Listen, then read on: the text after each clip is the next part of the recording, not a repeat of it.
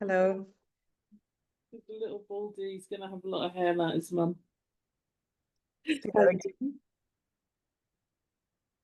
Oh, you're not feeling well. Yeah, and you know what? The last couple of days I've thought a cold is coming, like before you go to bed and your throat's a bit funny. So now it's expressed I officially have a summer cold, but I don't feel too bad. Hmm. Keep moving today and keep wrapped up and drink lots of herbal tea and Yeah. yeah. Oh. Great. I thought I was, finally getting hot flashes because I've not really had them. But apparently it's just my cold. I mean, Uh, I know because I have friends, who really just like start pouring like that woman that went viral with the steam coming off her head. But yeah, no such luck. Rowan, it's well, lovely. as ever, a reminder to slow down. Yeah, no, absolutely. And you know what? We've got a busy week coming up because Takaha arrives on Monday and I go to Wales and then come back and then we go to Ireland. And so now is the time if I'm going to have one Yeah. this weekend. So I'll just, yeah, lay around. Lay around. I'm looking forward to today. We should do this more often. Hey, Nikki. Morning. Morning, morning, everybody. Yeah, sorry you're feeling unwell. Ah, it's not too bad. Could be worse. Yeah, Yeah. oh dear. And I haven't had a cold for the longest time, though. I will say that. And it's important to have them every so often. I haven't had Yeah, a cold, in fact, since I had COVID in 2021 or whenever it was, 2022. yeah. There you go. Yeah, It's your time, it's even if it time. isn't middle of summer. I know. So that's probably the best time, right? The best time. Rowan, how you doing, love? Leaf doulas. We need like a EH6. EH6. Gang signs. You're officially a lether if you live in EH6, you see, and we've now got leaf Okay. doulas. We do, yeah. I'm not any H6, but I'm near. Close enough. Well, No, no, I'm my good. girls have moved near you. They're in the Hmm? colonies. My daughters have moved Oh, right okay. into the colonies. Yeah, Oh, nice, yeah. lovely. I know they've got a better house than me now. Yeah. It's not great. No.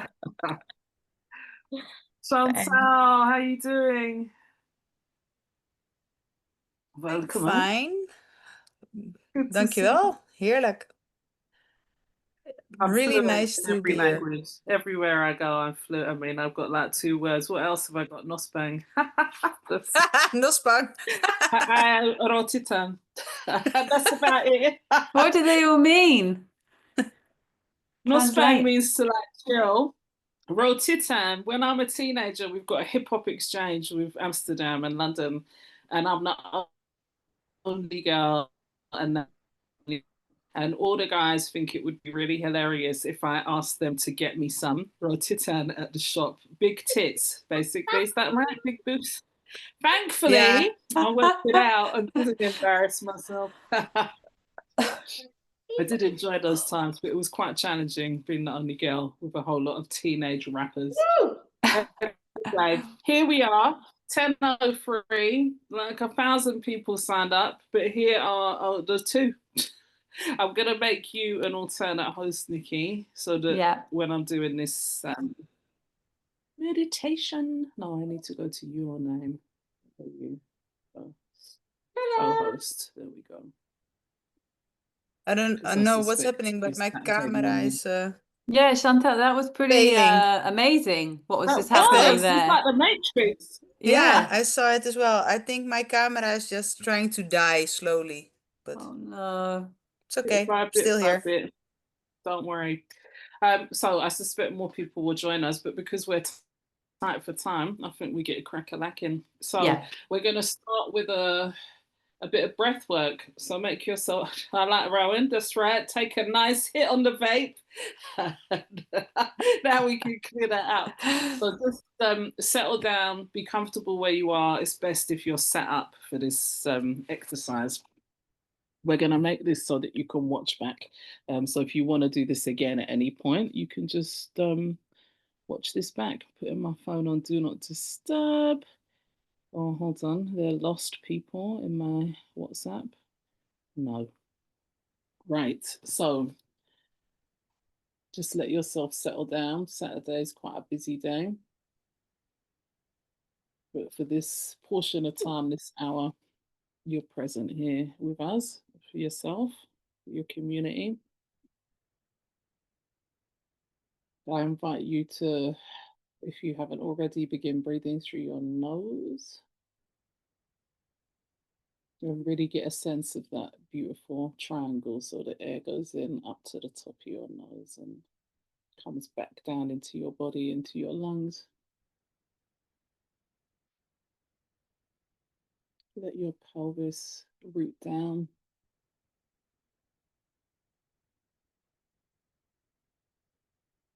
And imagine golden roots coming out of your pelvic bowl and down into the earth, searching into the mycelium network, tuning in. You are a tree, a fruit tree.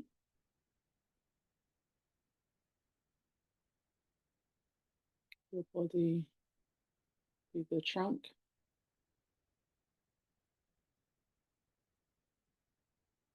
And I want you, but I'm not going to lead you in this breath work, but I'm going to tell you how to do it because you'll all be breathing at slightly different paces.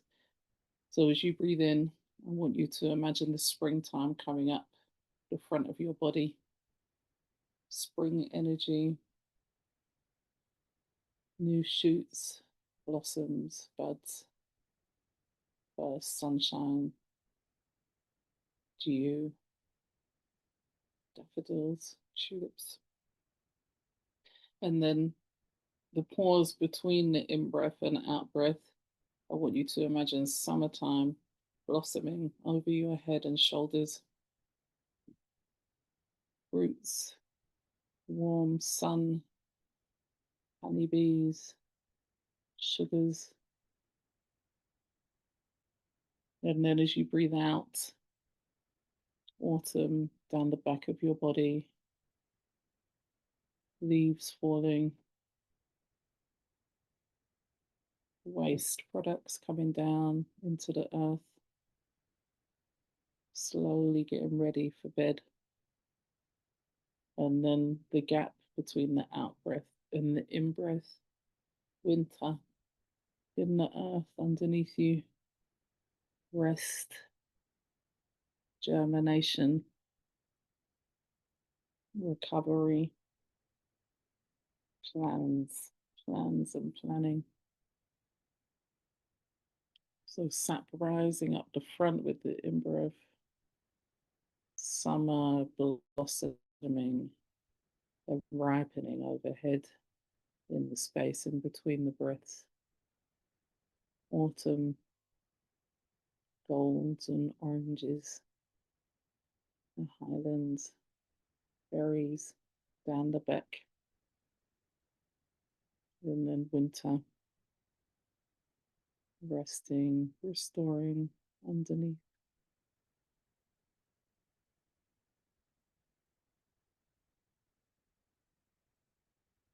You are the sum of your cycles. Can't miss any of them out. Each one is essential for the next, impacting the next. You can't harvest your fruit if you don't have your winter times. The hard work of spring.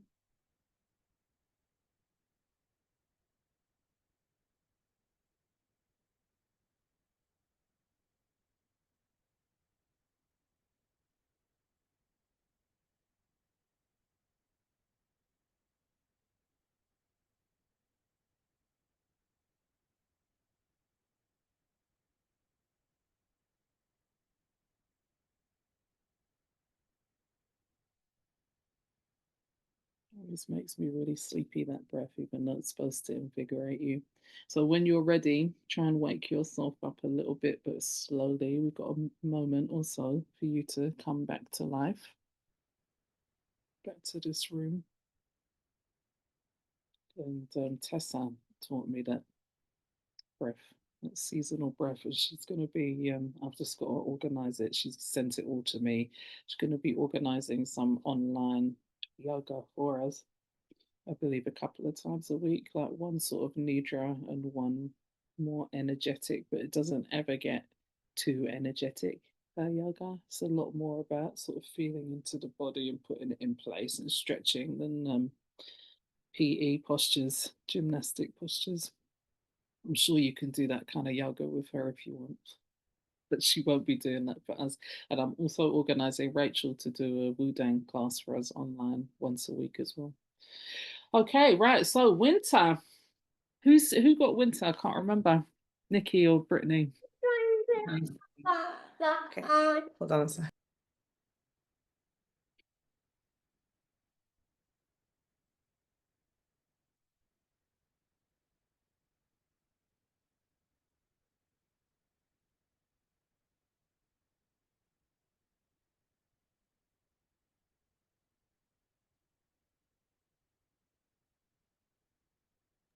Negotiations. Sorry, we're having a bit of Play-Doh meltdowns. So we made Play-Doh last week, right? I love Play-Doh.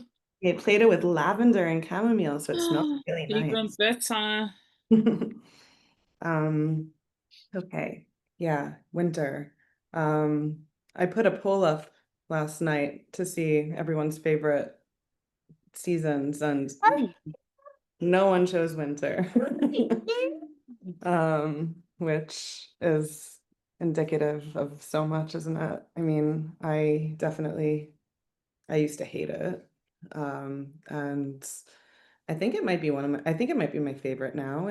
I mean, I like all of them for different reasons, but I love the enforced rest that it demands on us, which is challenging, which I'll talk about. But winter is from day one of your flow, so the first day of your period, and then that usually lasts, I don't know, like 3 to 8 days or so. Like everyone is different. And your hormones are at the lowest at that point. Your estrogen and progesterone drop sharply. Your uterus is shedding its lining, its literal and symbolic release. It's death, physically, emotionally, spiritually, and allowing that to happen. I think that we've kind of been taught to not surrender to that. And I think that creates a lot of problems. The archetype is the crone or the wise woman. And energy is very inward and descending and emptying.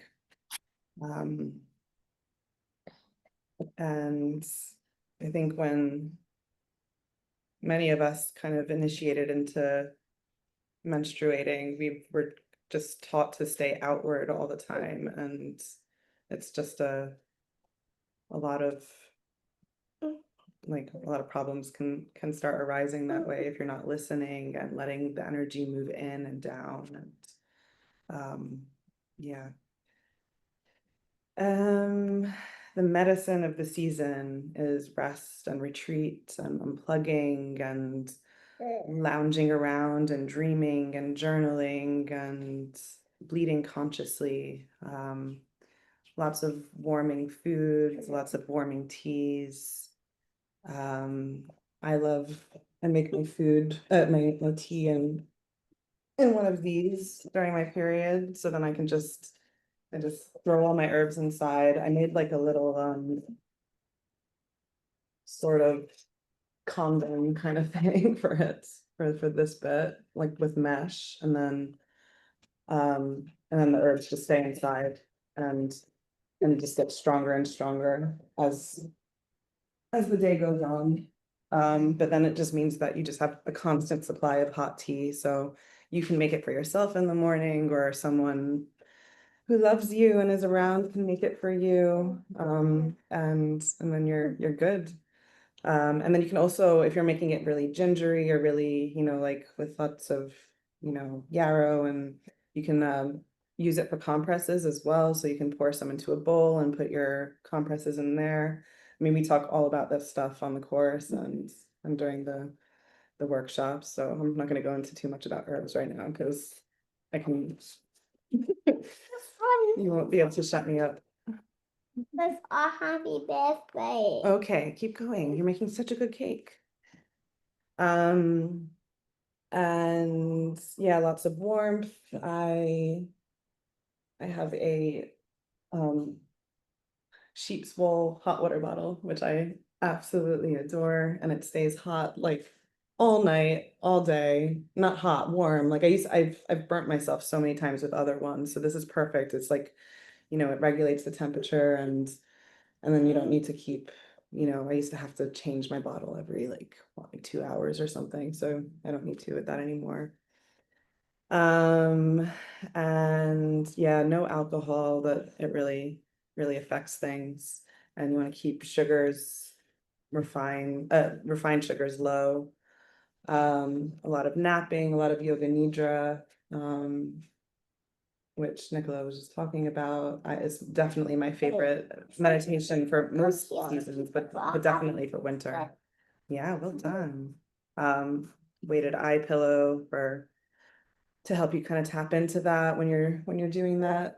I also I mean, we're going to be talking about weighted wombs during the workshops, but like a weighted blanket is just also so nice at this time, like either on your womb or on your shoulders, and you just want to drop in and down and just find your different practices. And I have all of this in like a little basket. You want to just keep everything by you, and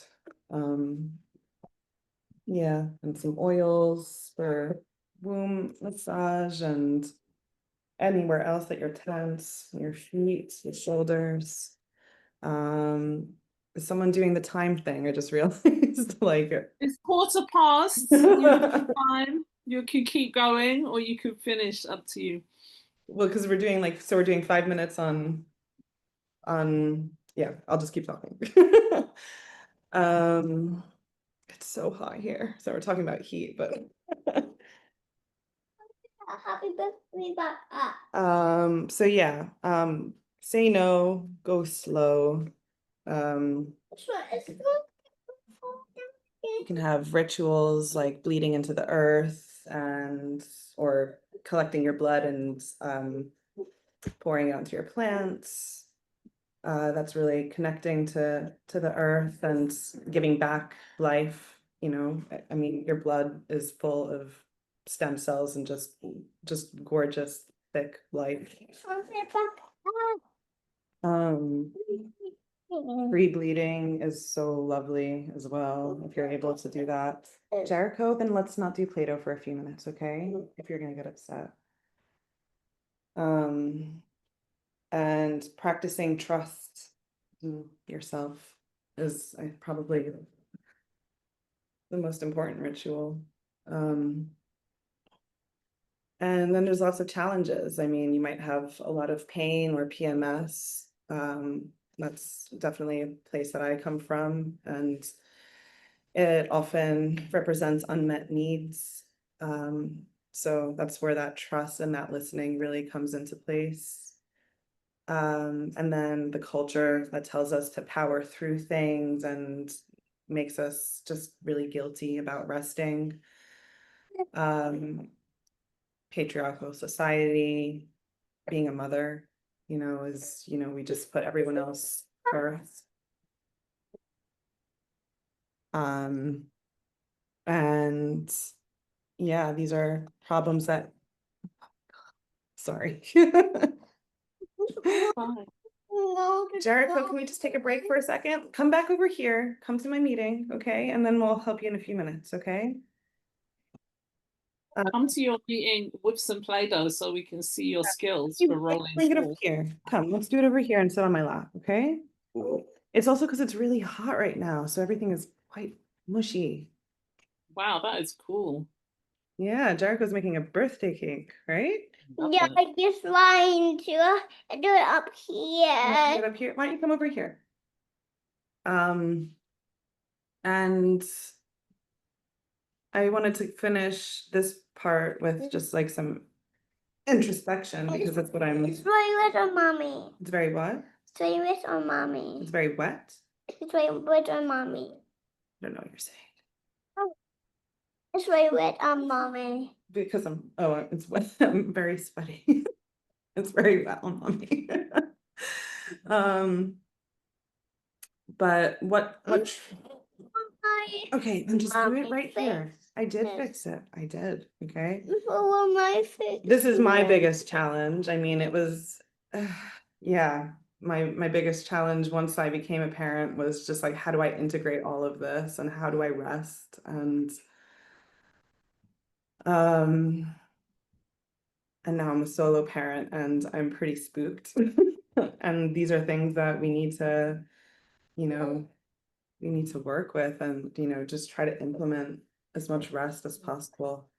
And then, yeah, my question was what truths come through when I'm quiet? I mean, even if you can just get like a few moments of just, sitting in the garden if nature is accessible, or just somewhere where somewhere cozy and just kind of thinking about that, of like what comes through, because often we'll learn things, really deep, important things while we're bleeding. I have had a very difficult experience and relationship with bleeding and with winter.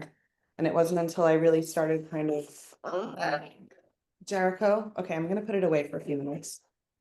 But okay, but I'm talking, okay?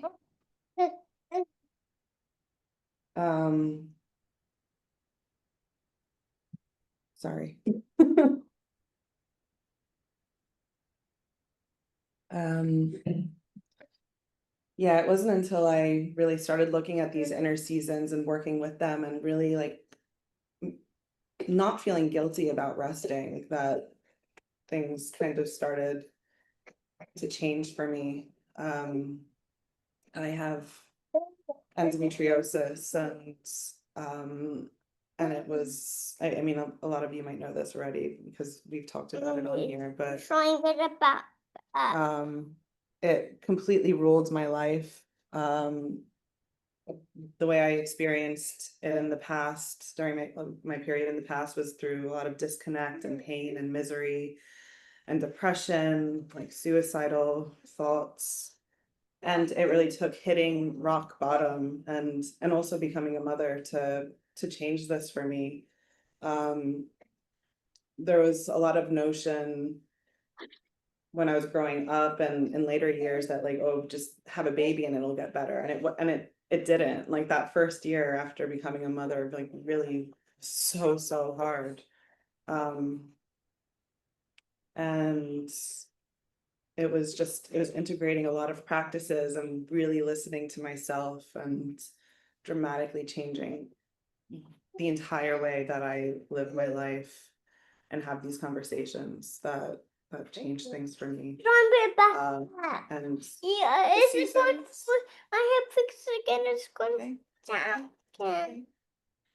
but the seasons are a big part of that because each one will tell you different messages. And winter is about, honing in and cocooning yourself and listening. And but there's so many insights from the others as well. And I think the difficult and beautiful thing about living cyclically and working cyclically is This is two happy birthdays. it's two different cakes.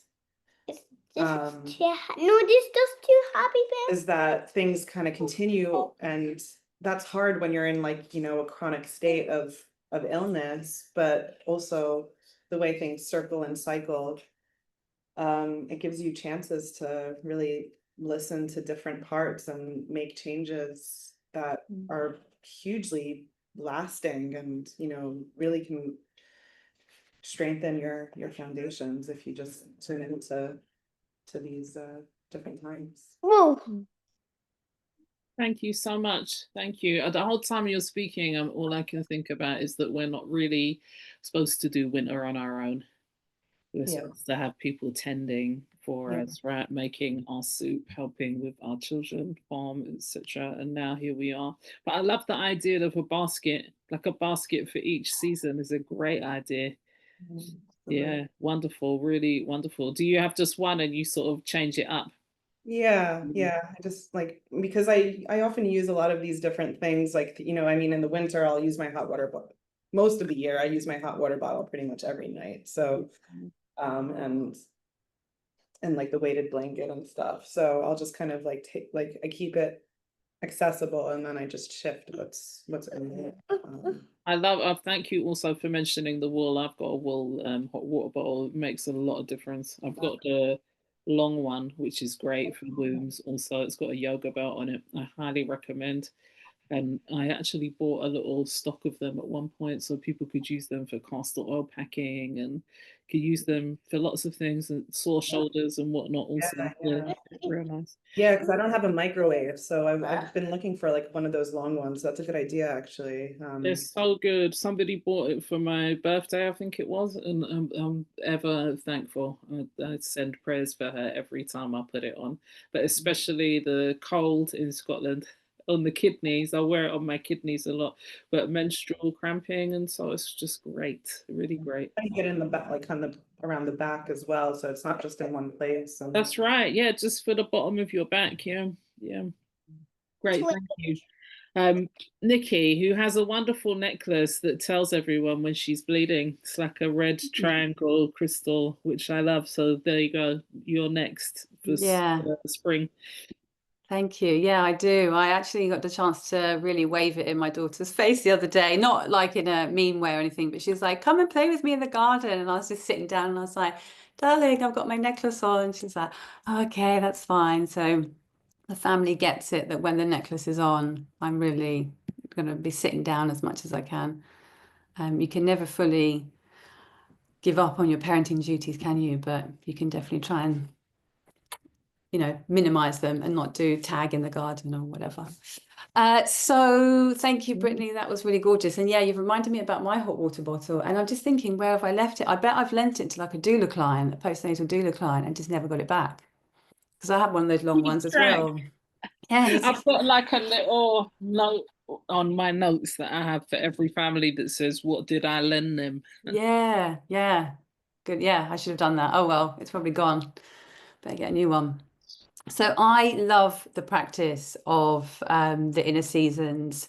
I think it's really good as well if you aren't tracking your cycle more closely, like day by day or every few days, because it just, for me at least, I do track more closely, but I just think that the inner seasons helps keep me really anchored as well, knowing where you are in your cycle, what your needs are going to be, and why things might be occurring and sort of bubbling up for you. So we're looking at spring now, and spring is a sort of transitional season because we're going from the depths of winter, a real inward energy, wanting to be more alone and within and bearing down and just being down, relaxing, to then a more outward energy. And the full peak of our energy is usually around ovulation, and that's in summer, which I'll talk about next. But we're sort of transitioning to that point when we're in spring.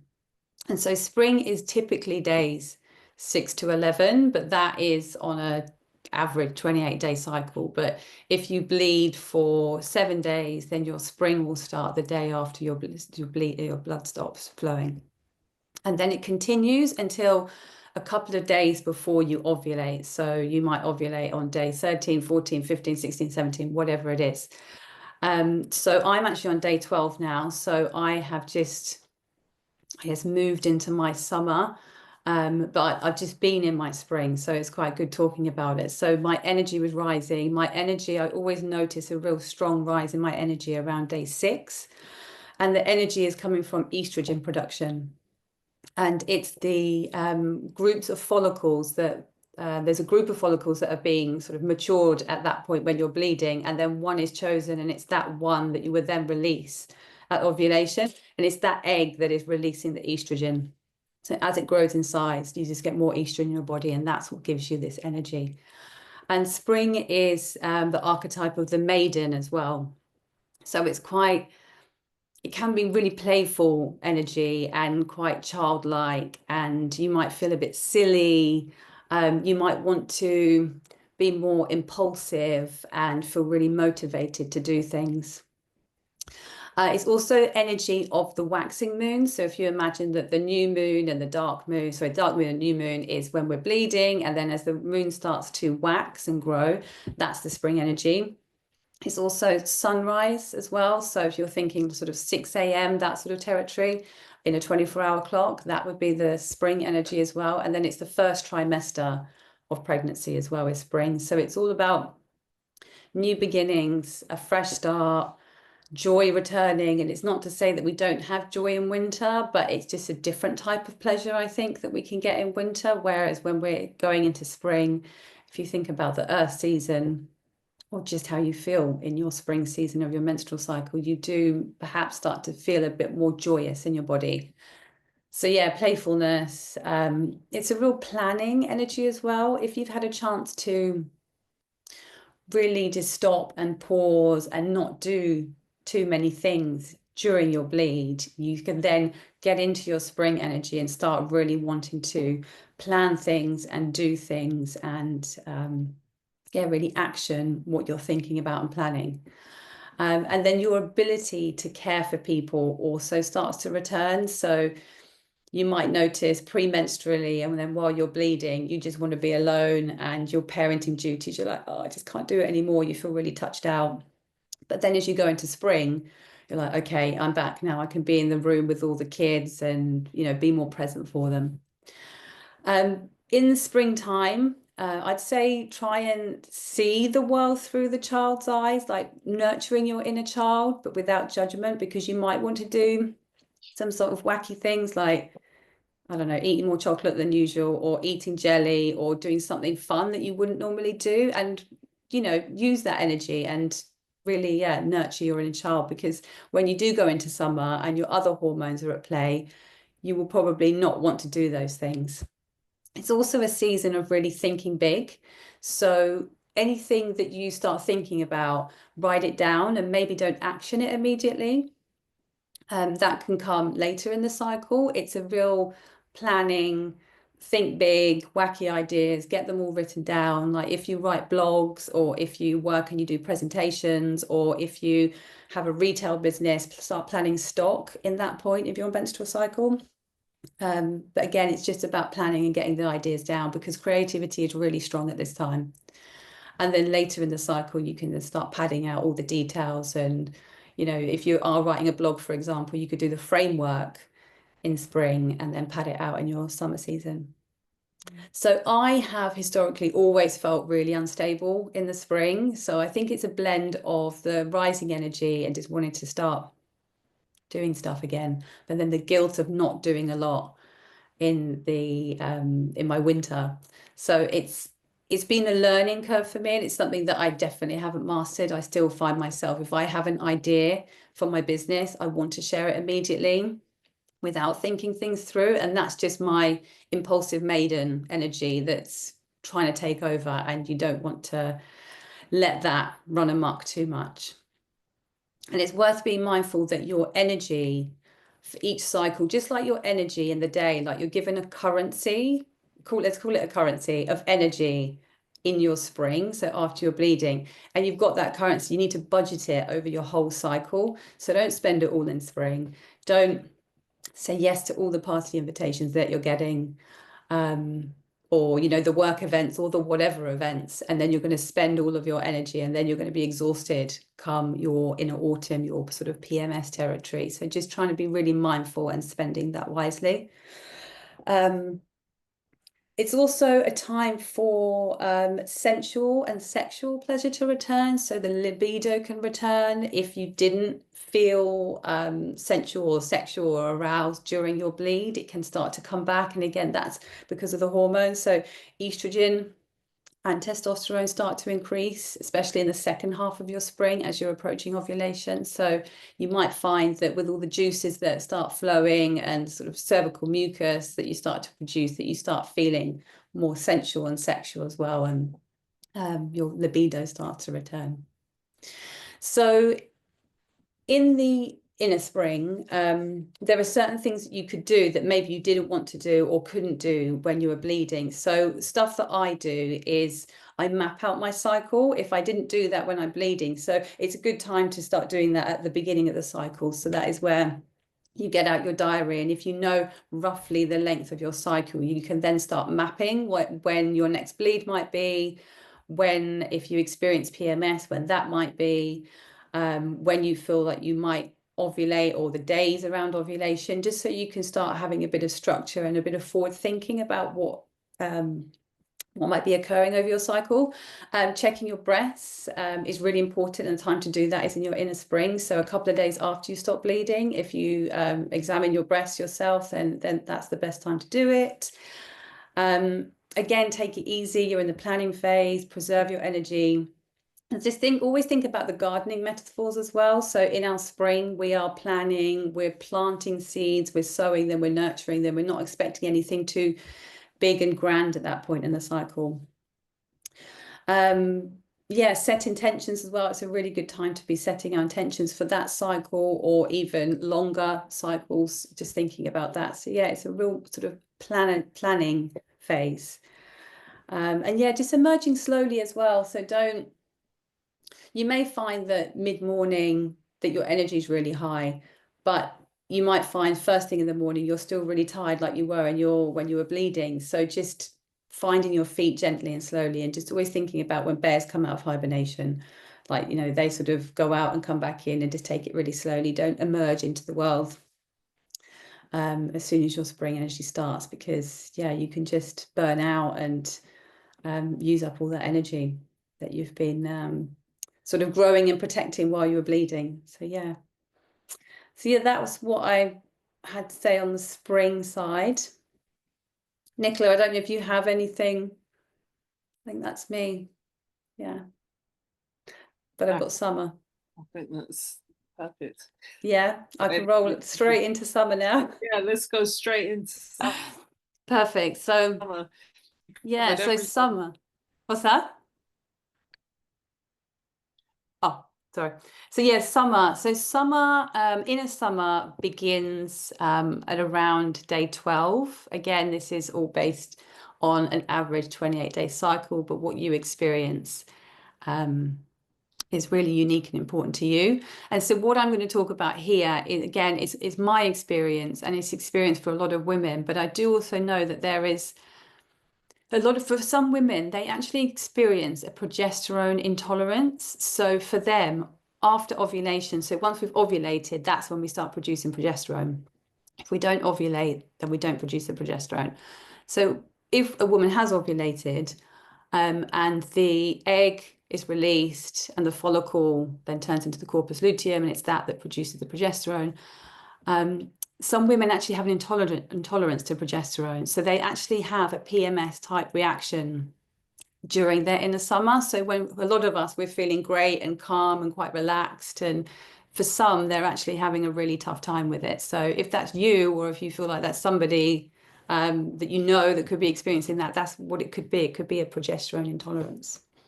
It's not to say that they're allergic to progesterone, it's just how their body receives it. So summer starts just before ovulation and then continues for a few days after ovulation. And it's like our peak energy. It's fully outward energy as well. It's the full moon.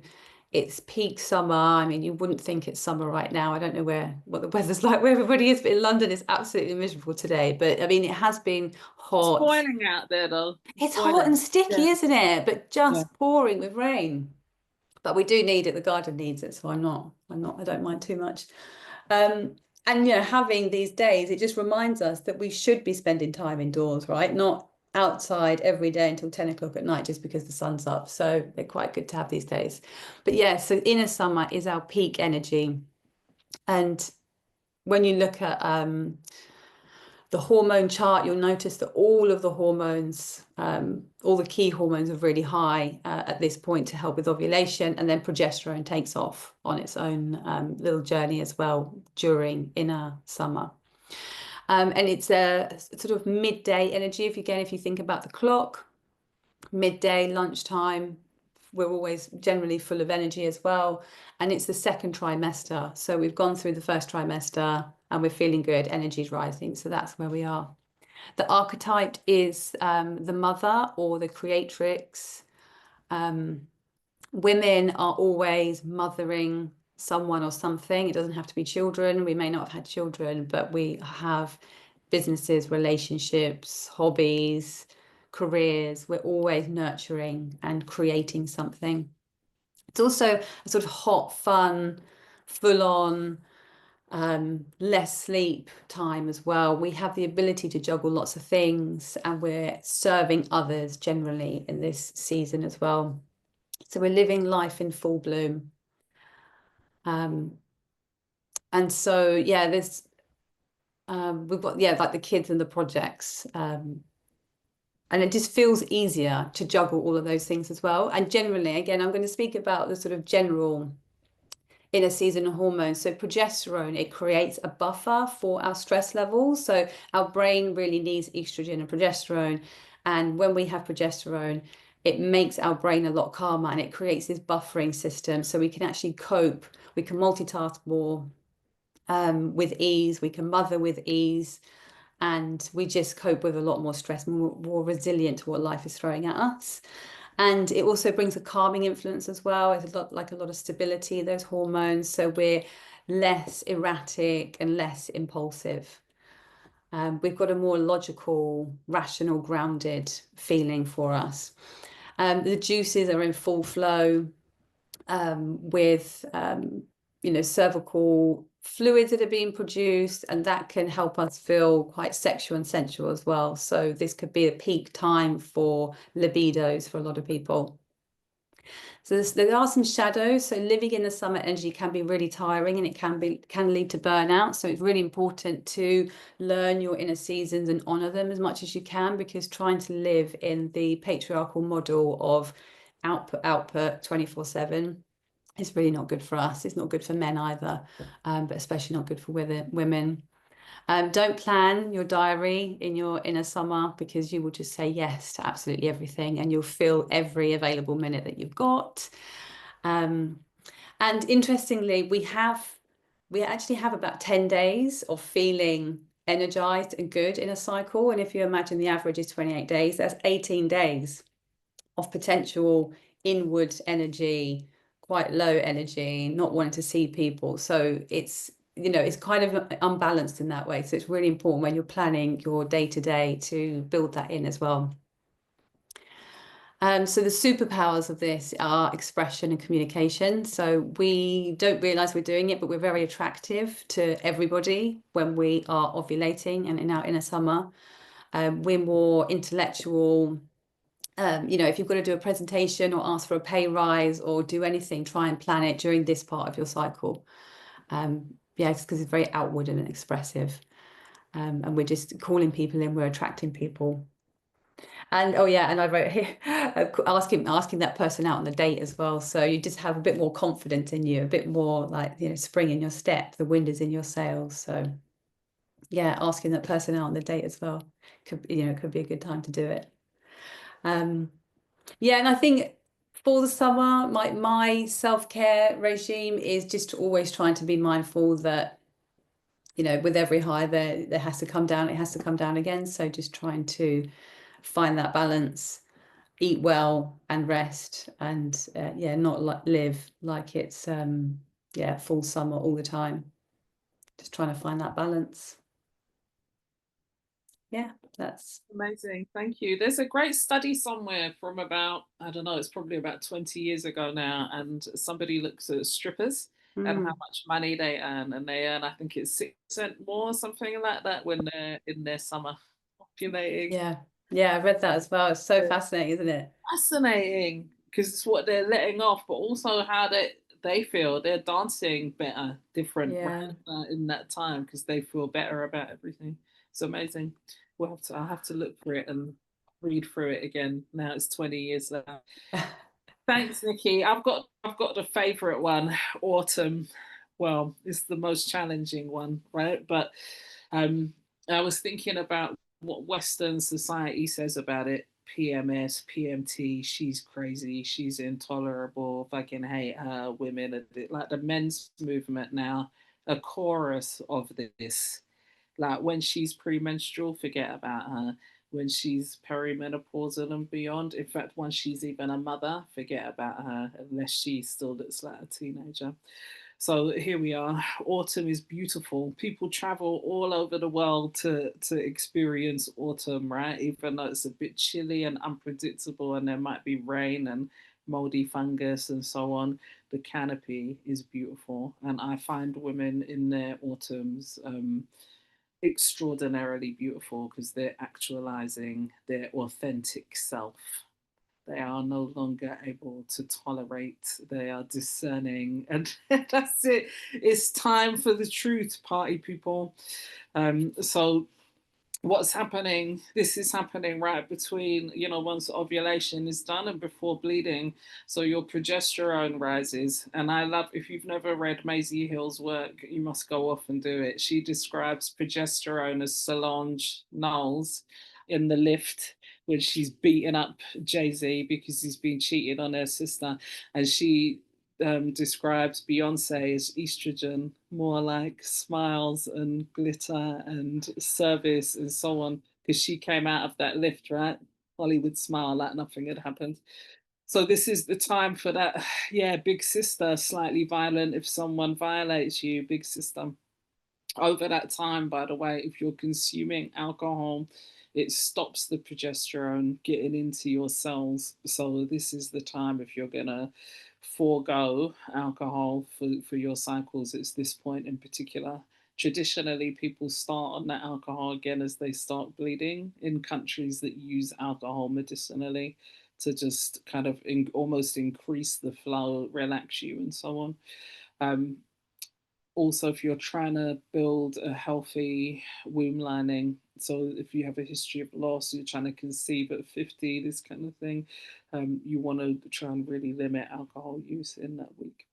Estrogen is also dipping. Estrogen is our hormone of service, right? So this is why we become intolerable. Literally, we cannot tolerate what we're tolerating the rest of the time when we're full of these chemicals that say, "I love that man, even though he cheats on me and never cleans up," or whatever. Like, "I love him. He's so amazing."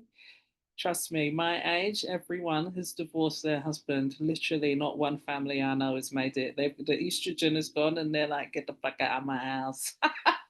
I think it's hilarious. South London, full of men in their 50s, standing on the street corner, smoking weed with small, cheap alcohol. Still trying to pick women up, by the way.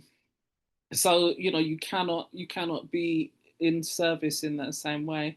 I get very upset. Perimenopause is the equivalent, right, in the life cycle of a woman, and this idea that we should take chemicals, very dangerous chemicals, by the way, in order to become servile again, like, gives me the fucking rage. Gives me the rage. Anyway, I'm going to start doing some work on perimenopause with women soon. Because even in the wellness spaces, that's the dialogue. Take the drugs, take the drugs. No, we need grandmothers, by the way. We're designed without estrogen for a reason, so we can be more intolerable of injustice and so on.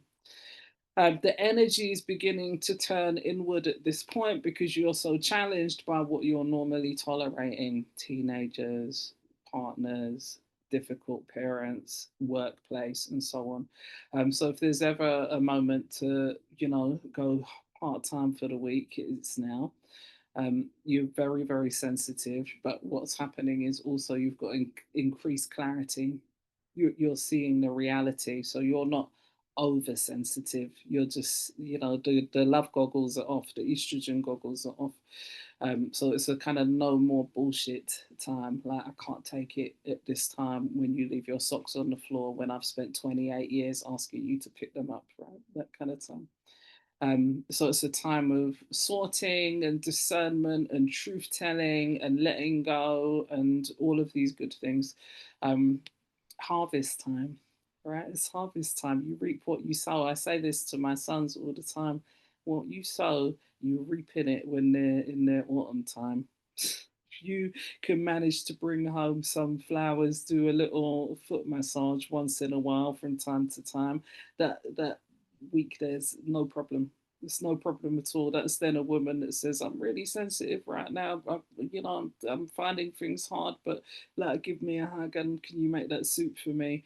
Rather than the woman that's like, sometimes I want to kill you. That woman is the one that you get if you're not, honoring her and seeing her value. And all women have dark thoughts like that, by the way. Go off and read some books and podcasts. Everyone has dark thoughts about the bus driver, the partner, the child, etc. during those days. So it doesn't mean that you're crazy or a serial killer or anything. It's just part of what your brain is up to when it's in that chemical state. So it's a threshold. Threshold is a good word. So the archetype is the wild woman, the witch that lives on the hill, this traditional midwife, handy woman, the scary woman of the village. She's untamed, right? She doesn't have to do what everybody else says. She's intuitive and sometimes she's confrontational. Everyone's major traditional stories and so on are full of these women, right? The Banshee, all of these different women. She's Grania O'Malley, the pirate queen we had in Ireland that used to slaughter men on her ship when they invaded her. In fact, there's a story where she gets out of her postnatal bed because the ship has been invaded by a North African pirate. So she comes out of her postnatal bed, kills a whole load of them and fights them off and then gets back in bed. It's a great story. There's many baby girls called Grania in Ireland for this reason, and Nanny Maroon in Jamaica, like, leading these revolts, and Carly with her machetes with blood dripping off them, and all of these historical figures. I encourage you to find these, women in your culture and other people's cultures and consume their stories because that's why they're there. Even the Bible is full of them. Old Testament, Judith cutting off what's his name's head after having sex with him and having a nice evening meal. Then she cuts his head off so that she can free her people. Eve being the obvious one. So it's a time to, the fact that that's running through everyone's traditions tells me that there's supposed to be that woman and we're supposed to have that part of our cycle. And then as you come out of your mother time and into your what I call baby grandma, like grandma in a cocoon time, the perimenopause, this is again, those chemicals are all coming down, right? So it's the same as autumn. You're shedding, you're intolerant. It's all about your deep truth. I've watched so many women. In fact, I've just got an email saying I left Lewisham and went to wherever she's gone. And this, if you seen it, Nikki, I just saw the first few lines. I've left Lewisham and I'm in like Ireland or wherever being a writer. And like this happens a lot for women at this point.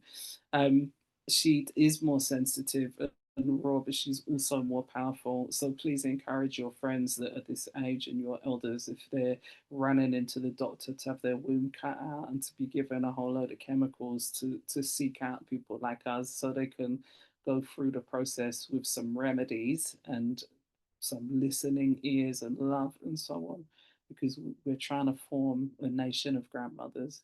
And I think the West is in such a state because we're medicating them all and dyeing their hair and putting them in a care home and telling them they're useless. So it's not a breakdown. This kind of, I grew up in a hairdresser's. My mum's best friend was a hairdresser. And I remember when they're sort of post 40, I just hear them chatting, gossiping about their friends basically in community and it being like, oh, she's gone crazy. It's the change. right? You're not going crazy. What's happening is you're changing into that grandma. It's fine. No one needs to apologize for that, but it is a different person, a very different person. So all of those seasons make up the year, the cycle. Uh-oh. Every frozen. I hope you can hear me still. Yeah, it's fine. We can hear you. Your image might freeze, but yeah, we can hear you. I was gurning. I always freeze in a horrible position. So that's it. So we've got 5 minutes left for questions. If anyone has any, that was quite a whistle stop tour, but I think we managed it. And what comes after autumn is the winter rest, and on you go. Chantal. Yeah, it's really really empowering and beautiful to hear the 4 stages and also to reflect on like a lifetime. I'm turning 41 tomorrow, and I was just overthinking that in my family, females menopause early. Do you call it like overgang? And I have no clue about like this phase and what comes in front. And I really think when you're explaining autumn, I'm like, I might You can be smell it experiencing in some.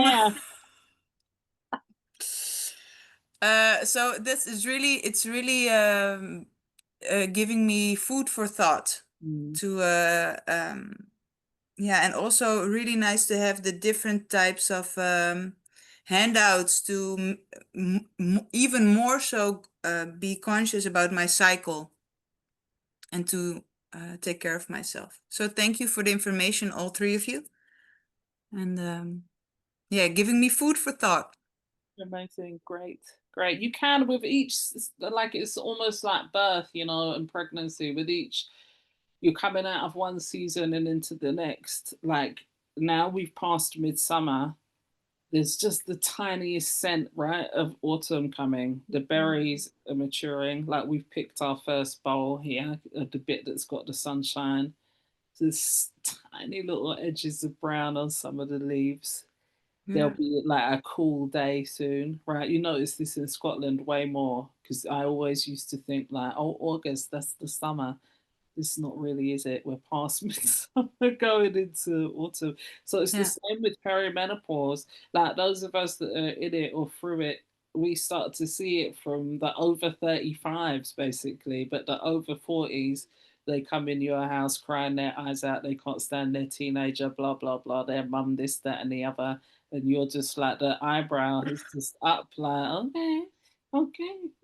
No one wants to be like, oh my God, you're going to be a grandma next year. Like, but, you know, we're witnessing that you're gently coming in. Just like the same with spring, you start to feel the hints of summer, right?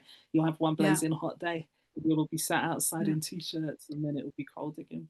Yeah. So they all come together. I do wonder. Oh, I'm sorry. No, no, go on, go on. We've got a Yeah, slight you lag. go. I do wonder, and this is not to be explained now, but it keeps me pondering because you see a lot at this phase in my life now, and also with friends around me. You already, Nicola, said it, have like joking, but truly, that everybody's getting divorced.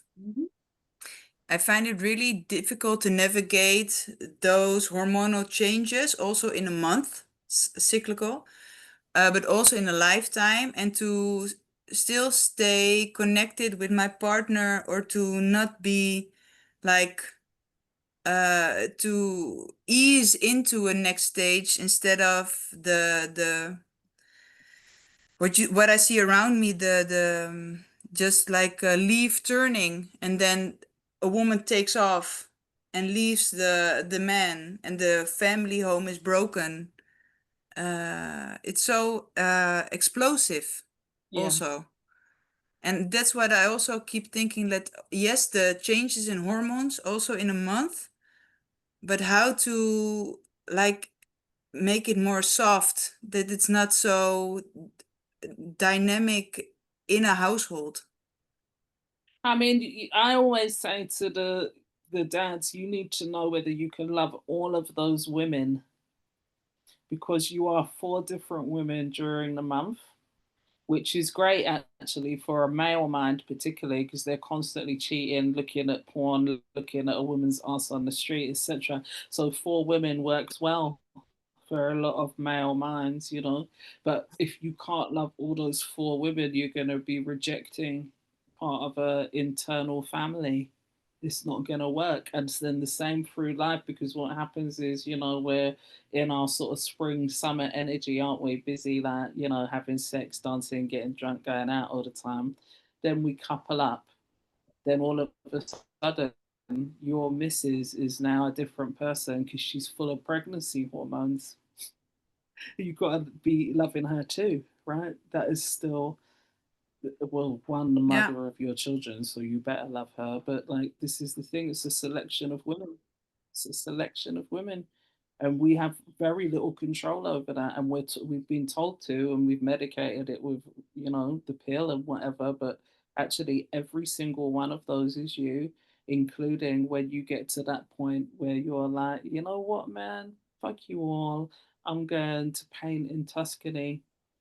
Like, just when I was growing up, the 80s was full of women, these stories, women that would go out for some cigarettes or some milk to the corner store and never come back.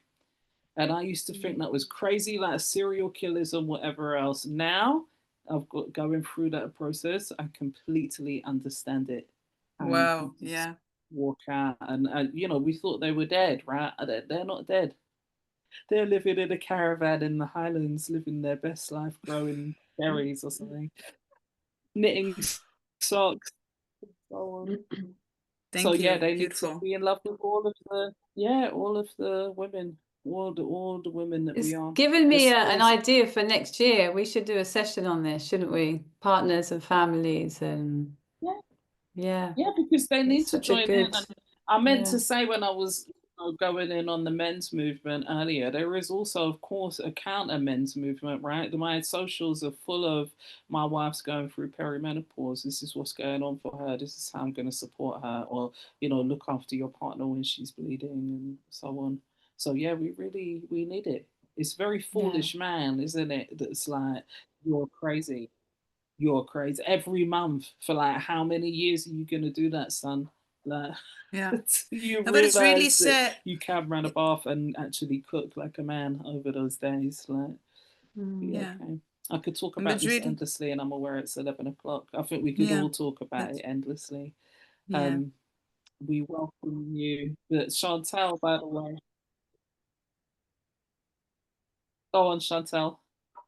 No, I just want to say that it's really beautiful, necessary to have something for the families or the like the partnerships, because now you indeed see a lot of family homes being broken or ending up broken, and still little children or children inside. And I think it's not necessary if if we are educated in embracing every version, and also educated in easing into the next stages and being more conscious about this, and also the partners, that it can really save a lot of families, because it's really what you say, Nicola. Is he able, or is the partner able to love every stage? Are you able to love every stage of yourself?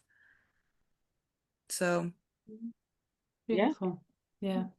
what a lovely. I just wanted to, before we end this, so we have a perimenopause session, don't we? In the autumn, if that's of interest to you. I can send you both or all three of you, the dates. And also, if you wanted to go deeper into the seasons, so where we have the life seasons of maiden years, mother years, wild woman years, and then crone years, we then have, which are the spring, summer, autumn, winter. We then have seasons within seasons. So if you're 41 tomorrow, happy birthday, thank you. and you already feel the winds of change, it could be that you're in your winter of your summer Yes, and you're yes. Yeah, about to go into your autumn.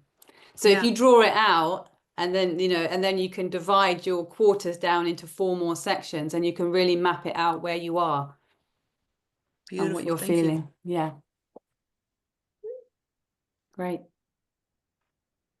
Wow, that's it. we're done. We're going to upload this so people can watch it back for free. Yeah. On the Red Tent Vimeo, the open bit, and hopefully some of the folk that said they were coming today will be watching back.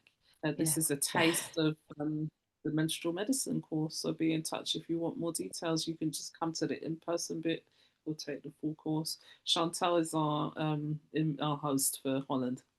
Yay. Okay, cool. Yeah. Can't wait. Have a lovely weekend, guys. Thank you so much. Thank you. See you. Thanks, everyone. Bye.